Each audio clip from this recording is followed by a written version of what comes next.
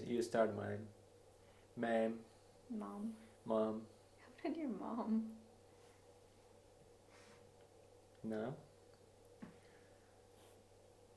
Today's topic is books. Okay. Do you have your favorite books?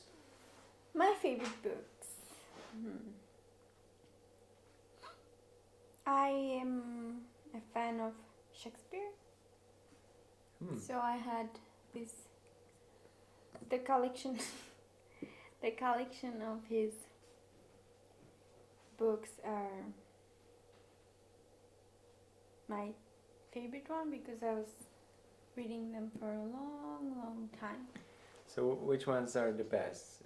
The romantic novels or the drama? Well, that's really hard to say because the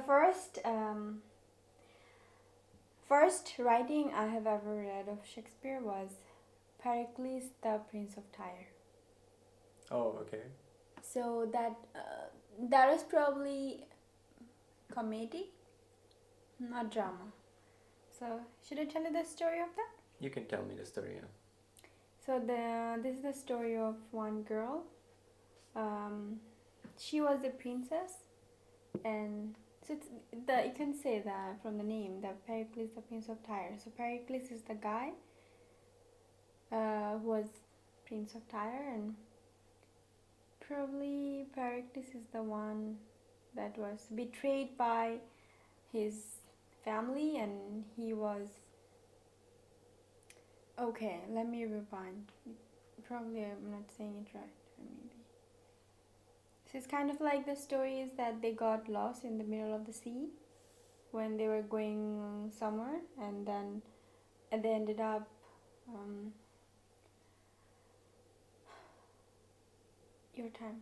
they ended up being rescued by some female voice that doesn't have body. It's kind of just a spirit, and they can sing, they can talk, but they don't have bodies, and then they start to live in the forest, in the mountain, and it comes with the king and his daughter, and her name was Miranda. I really remember that name, Miranda. It's just like beautiful name. Okay. And as far as I remember, that he was kind of being really sane kind of a person. He never even tried to go back to his kingdom and get back to his things. And then one time, one guy came. It's one guy, not one guy, one big sheep came, and there was a prince came out of that sheep, and he was walking on the like small narrow road to the mountain, and then Miranda saw him for the first time. And so this is the description. It was like this, that this is the first time she saw a man other than her dad, and he was beautiful as a prince, and she found him really beautiful, like extremely attractive. And eventually she fell in love with him, and then they came to then the conclusion is pretty usual. Then they were brought back to the kingdom, and she was the princess, and she was married to that prince. So this is the Pericles, the Prince of Tyre. So I read this thing in 2000. If I'm not wrong, then I read it in 2008, and I still remember everything because it was one of the most intense story I have ever read. And then I read some more, like there are many of them, really famous. People talk about Romeo and Juliet a lot, but there are many of the stories that are really good of Shakespeare, and especially the Macbeth, Othello. I know Macbeth, yeah. Othello is also a beautiful one, and then there Midsummer Night Dreams. Oh my god, that's so beautiful. It's like something that magical, and also your mind will go beyond your understanding. Just imagination, and some stories are ups and downs, and your brain will struggle, but it's just beautiful. And what else? Um, Midsummer Night's Dream. Then so I read some tragedies too. So Shakespeare's things are like in different sections. Like some are tragedies, comedies, drama, sonnets, and oh my god, baby, I can talk about it hours and hours. Okay, I should make a move, right? You can, yeah. And also the sonnets. So I had um, so there is a really famous sonnet of Venus and Adonis. It's like a love, kind of romantic, but I read tragedy as I was telling you. I read tragedies. So Macbeth is also a tragedy, probably. Yeah, Macbeth is a tragedy. So the most famous line of Macbeth that uh, no what was that? No human child can kill him. Something like this. So the person who killed the yeah. So this is the really famous, and it was the oh my god, baby, I want to talk about everything. So it was the story that the whole so one really famous of that time. He predicted in that story. He predicted that when this um, forest will come up of this mountain, that day he will be able to killed by someone, and that someone has to be a human, not born out of a female body. So how it happened, how the whole forest came up the mountain, is that every soldier was holding a small tree stick with leaves in it. So they were moving forward, it looked like the forest is coming to the mountain top. And the person who killed him, probably I don't. I'm not really sure. How was it? It was something like he was already abort. Sorry, that's bad word. But he was already like out of his mom's tummy, and then somehow he was got to life. So he was not directly alive coming from a human body. So something like this. Anyway. There are many complex stories when it comes to Shakespeare, I think. Yeah. Even Romeo and Juliet, it's not like really, really simple and easy story. It has many turning points, and the conclusion is really like tragic, right? Yeah. So which one did you read from? I read Romeo. Macbeth, Romeo and Juliet. Okay. Oh, but this is my bishop. Oh, I'm so lost in the thought of my. You're lost in Shakespeare. Yes. Oh my And gosh. again, the bishop topic comes out. Yeah, and you're the bishop fan. It's always about the bishops, It's always I about think. the bishop. Yes. Try to develop your bishops. I'm after your bishops today.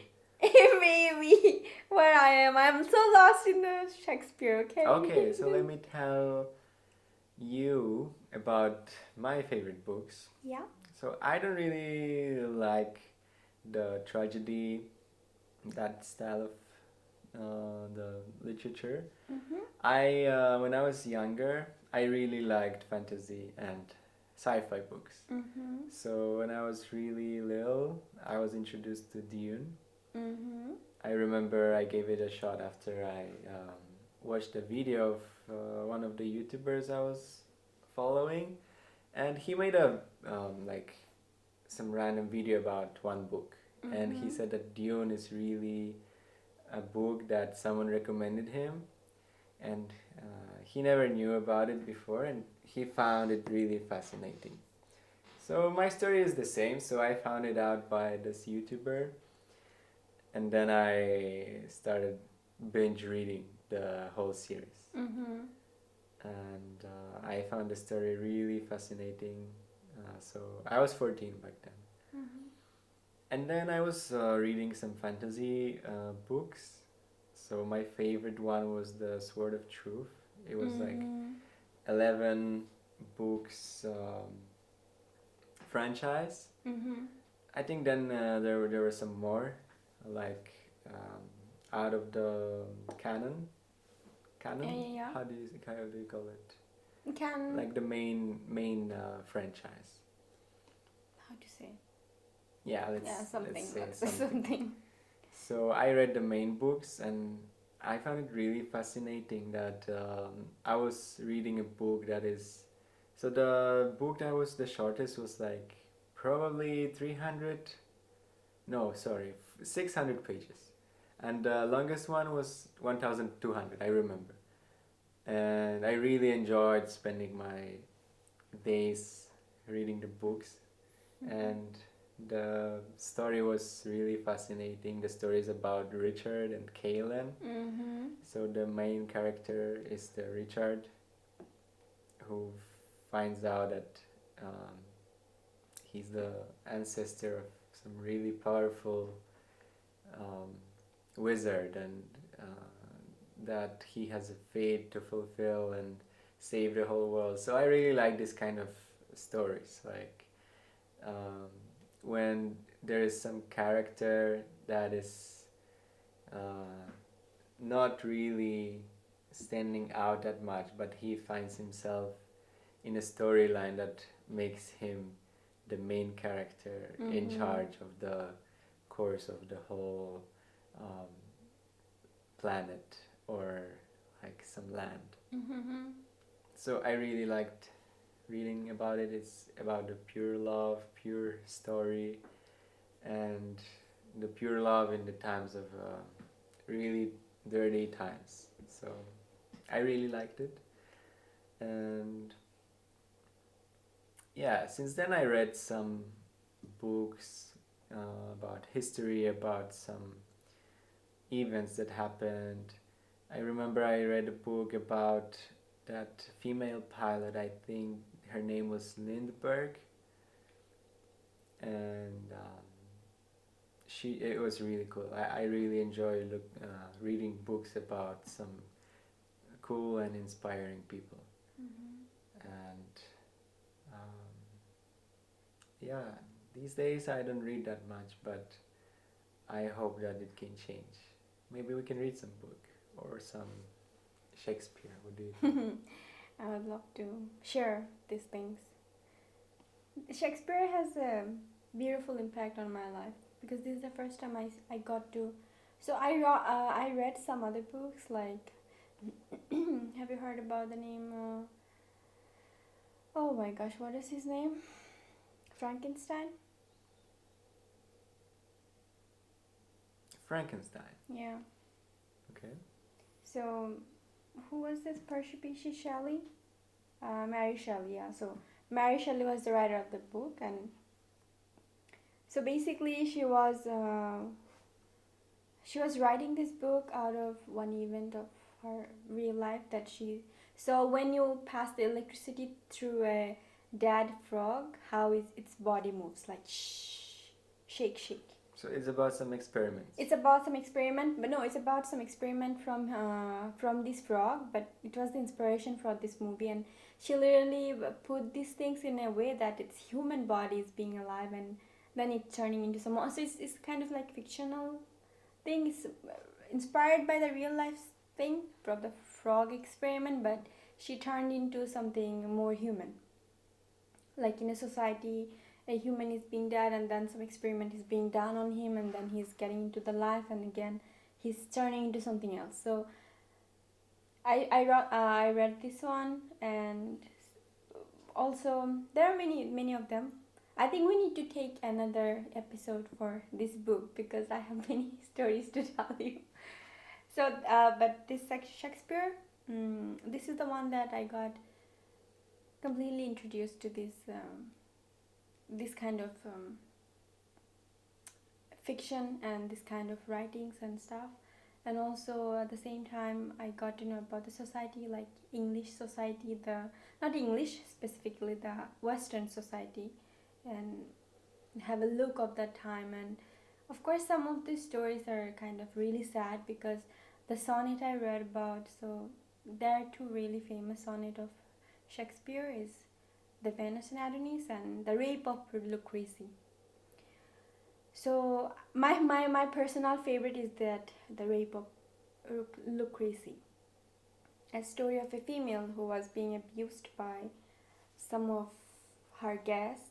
And yeah, this is it, like the description, the storyline and the progression of the description, and also the beautiful female, the beautiful character, the humble husband, and then she's being attacked with this kind of immortal things, like immoral things that can literally torn her apart. And then she was severely traumatized, and her husband was traumatized. It was kind of really sad, but it's my personal favorite. It has deeper meaning, deeper understanding, and also the relationship of a human being as humanness, and also the part of the thing that is not explored or exposed until you get to know something traumatizing. Or so yeah, that's it. That is my personal favorite. And yeah, I really like Shakespeare. I'm biased for this. What happened to the phone? I think I'm thinking too much. Okay. But one thing about books is... But what will happen now? I cannot take it. Your that thing is there, right? Yeah.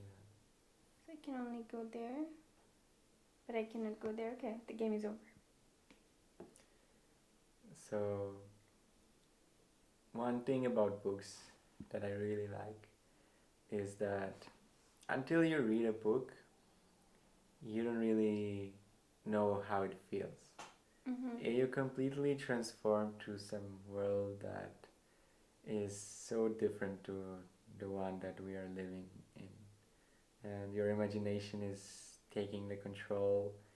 And also, there are some stories that you can learn from, and you can get inspired. And also, one thing that when you're young especially, reading makes you be more articulate. You have the broader vocabulary, and it really stands out. I think for someone who reads books frequently, there's some mechanism in his brain that he can articulate really much better. And that's what I was seeing in me, that when I was reading books, I had the kind of vocabulary that I just had more source to take from when I was having my like some presentations at school or some things. I remember I was not being in much difficulty, even though when I had some critical situation. So thanks to the books, I can say that it helped me. And then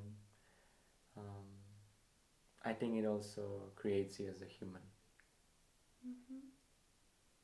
You're right. And also the sense of imagination, sense of to build you as a human, to make your brain flourish, because every line you read is not that you are seeing it, but you are seeing it. Yes. In your mind. Yes. I think reading a book is really important, especially when you grow up. And getting checkmated is more important. I lost.